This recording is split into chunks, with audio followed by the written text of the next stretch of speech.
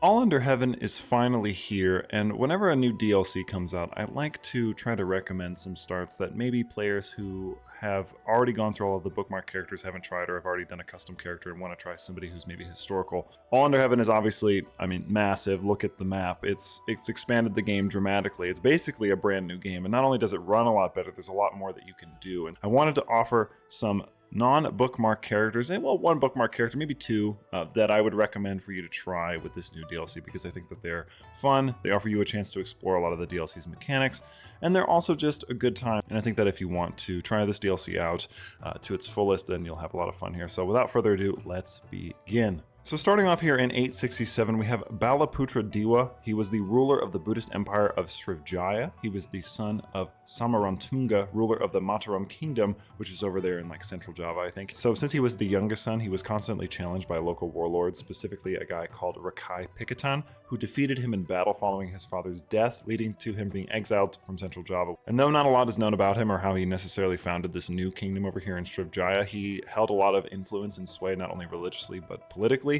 He built a famous Buddhist monastery in northeast India called Nalanda, and was important enough to send ambassadors to and have regular contact with Imperial China, so that's obviously a pretty big deal. For his playthrough, you could either finish up his empire because there's a little bit of de jure land left for him to conquer, or inversely, you could play as Mataram or the Central Java people themselves and try to topple Srivijaya, this new empire. They're actually not too much weaker than them. I believe they have around 1,000 troops, whereas Srivijaya has maybe around 2,000. So it shouldn't be too difficult to try to build up a force quick enough and then try to basically defeat them, which could be a lot of fun. So either way, those are two starts that I recommend here in 867 to start off the video. This next one is going to take us over to China, which has a just ridiculous amount of new features. So obviously I would be remiss if I didn't recommend them to you. And this is a really interesting character, not necessarily because of their stats or anything, but just because of who they are.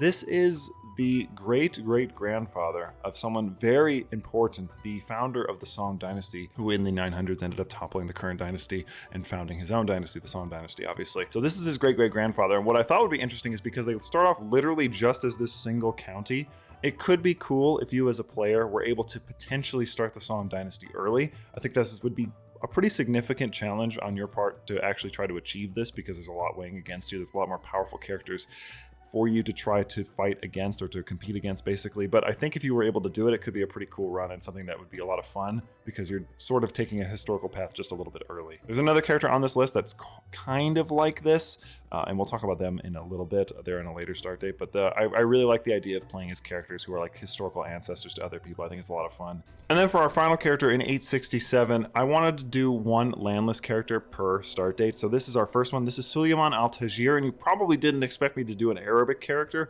but he was an Arabic merchant, traveler, and a writer from modern-day Iran. He traveled to India and China and wrote extensively on the wonders that he saw, particularly the quality of the porcelain. I thought this would be a fun one because not only can you travel around this new map as a landless adventurer, I mean, that's an incentive for all of them, but he's also a merchant character, which is something that you could play into. And now since you are a merchant, you can come over here to the Silk Road, and you can actually travel on the Silk Road as a landless adventurer, collecting some of these new bonuses, new things thrown along the way. And it's a lot of fun. There's little events along the way, and it's just something that cool that you can do additionally while also, you know, being a landless adventurer. So something to think about. You could also land yourself somewhere over here, maybe make your own Arabic kingdom. But he was a character I definitely wanted to recommend because he's historically cool, and he's also just something unique. He's not just a standard Southeast Asian. He's like, you know, he's an Ashari Persian, so it's pretty neat. Jumping ahead to 1066, this one is interesting because it's not technically a character, it's a faith. I don't typically recommend faiths to people, but this one has a really interesting new feature that I think a lot of you guys will like, and that's cranial trophies, which allows you to take heads of people that you kill, either in a duel, in battle, or if you execute them in prison, and they make quite a lot of money. This is the Kaharingan faith. Though the world of spirits and the world of men are separate, they are also at the same time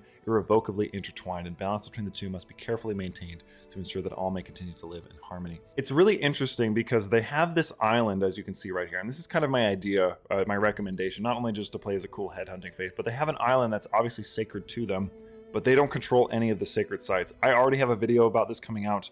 It'll literally be tomorrow at the time of me releasing this video, so the 30th of October. But for those of you who want to try it for yourself, I thought that this would be a cool run where you kind of start off, because they're pretty weak. None of them are particularly powerful, so it's going to take some time for you to not only defeat the other members of your faith, but also to just defeat the people on this island, and then maybe hopefully form your own kingdom, which would be this kingdom title.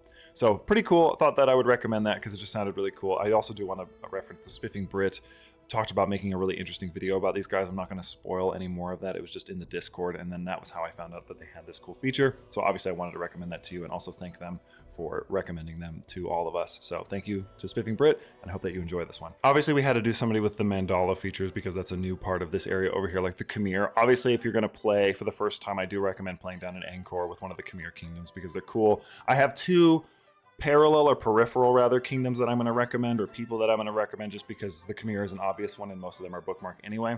But this is Anuratha Minsaw, I believe is how you say it. This is the founder of the Pagan Empire, which lasted until 1287. He's considered to be the father of the Burmese nation and formed the basis of what is now Myanmar.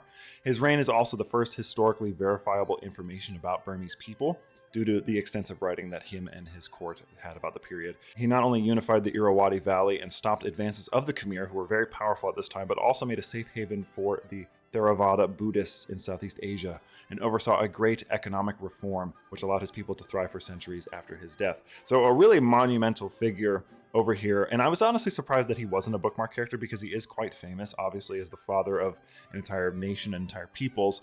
So this one, I think the biggest thing that you would want to try to do is expand to the southeast and then probably try to take on the Khmer, because they were obviously going to be your biggest enemies, or the Dali, and then maybe try to make your way up to Imperial China. You could always bother them if you like, but I think that just making them a little bit bigger, more secure for your future lines is a lot of fun, and then you can mess around with the Mandala, which they make piety like crazy, and they can do all kinds of crazy little things, and I don't want to spoil too much of that. So you'll enjoy it on your own run, but this is a great character. Jumping up a little bit to the north, this one's a lot like a character we talked about earlier, the great-great-grandfather of the founder of the Song Dynasty. This is the grandfather of Taizhu Jin, who founded the Jin Dynasty, which you can see them in the 1178 bookmark, which I'll show on screen now. And they have a character called Wayan Wulu, who is the leader of a meritocratic Khanate. This guy's a nomad though, so he still has like nomads, he has horses and stuff like that. But essentially what happened is Taizhu Jin rebelled against the Liao dynasty and the Empire of Liao, and eventually came to control a large swath of Northeast Asia, a huge portion of the map. And they fought heavily against the Song dynasty for about a century. They didn't last very long because they were eventually destroyed by Genghis Khan, as so many were. So this is kind of a twofer. You could either play as this character in the 1066 start, or you can play as his maybe 2-3 times great grandson, I believe is who it is, because I think it's the grandson of Taizhu Jin is who you play as, and maybe try to stop or survive Genghis Khan. Two really fun playthroughs, two options for you to do here.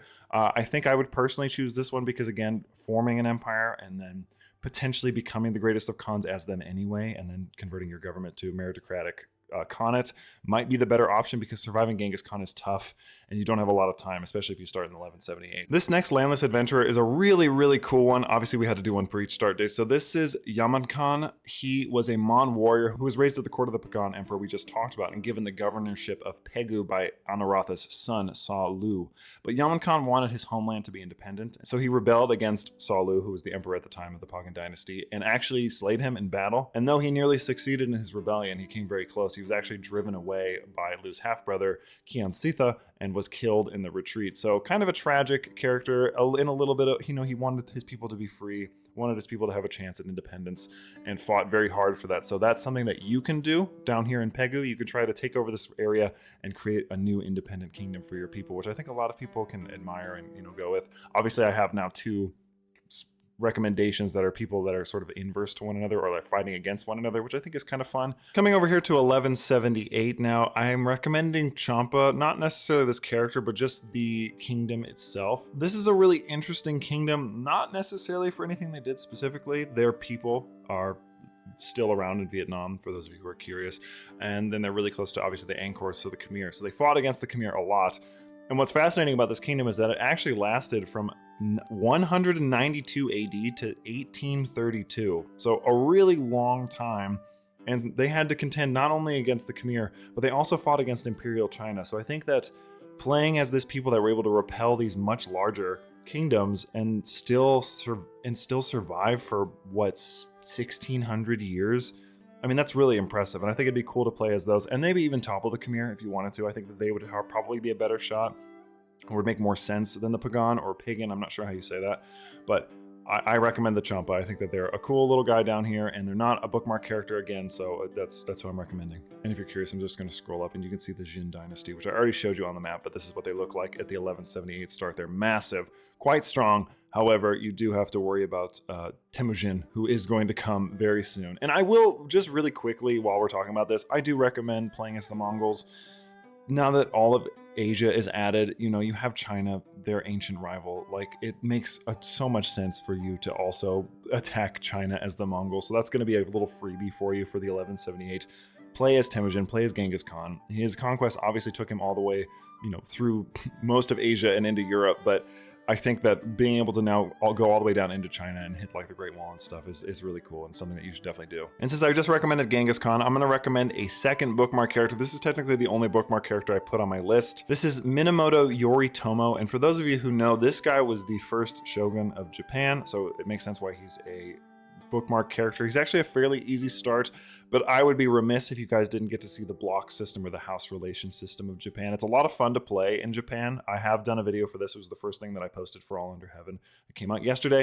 If you haven't seen it, yesterday being the 28th of, October 2025. So if you're watching this after the fact, obviously it's not yesterday, but this is a really, really cool character. I think a lot of people want to play as sort of like a samurai-like character, and this guy is the one who ushered in that era. So you can't use samurai yet, but once you become shogunates, you can unlock them and then use their men-at-arms. Japan is pretty insular, so a lot of the conflicts will happen pretty much just within Japan itself during this period. They're not going to be getting attacked from like China or other places, so it's kind of nice. You don't have to worry too much about that, but there's a lot of strategy, a lot of internal thinking, a lot of stuff you can do to sort of manipulate your way to the top. And I really, really recommend Japan because it's a lot of fun. And the block system, which is basically just confederations, is super cool, and I cannot recommend it enough. And the last character I'm going to recommend in this video in 1178 is Master Wang Chuyi. This is a Taoist or Taoist master. He was considered one of the 7 real Taoists. He founded the Yushan line of the Quanjin school of Taoism and is said to have even brought somebody back from the dead. I've given you kind of a mix as far as landless adventurers go. You had a merchant,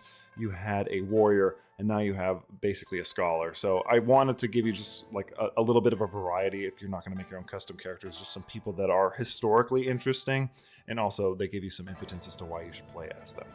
But that is going to be it for me. I hope that you guys enjoyed this video. All Under Heaven is a unbelievably massive DLC. There's so much to it. It's basically, like I said at the beginning of the video, a brand new game. So if it feels overwhelming and if it feels like there's a lot, I hope that this video helps you get a general idea. I kind of touch on a lot of new features with a lot of these characters, specifically so that you can become acclimated with them and try them with the founder of the Song Dynasty or the great-great-grandfather of the guy. You can really become familiar with the Imperial Chinese mechanics. This is the same as the Shogunate guy that we just talked about a second ago. You can become really familiar with Japan. A lot of these characters I selected specifically so that you'd be able to try them out and get a feel for all the different mechanics of the new government types, because there's so many new cultures, faiths, governments in this DLC. It's too much to cover in one video realistically, but hopefully this helps you out a little bit, and that's going to be it for me. I hope you guys enjoyed the video. As always, I'm Soul. There will be more All Under Heaven tomorrow and the day after that and probably the day after that. But until then, I will happily see you in the next one.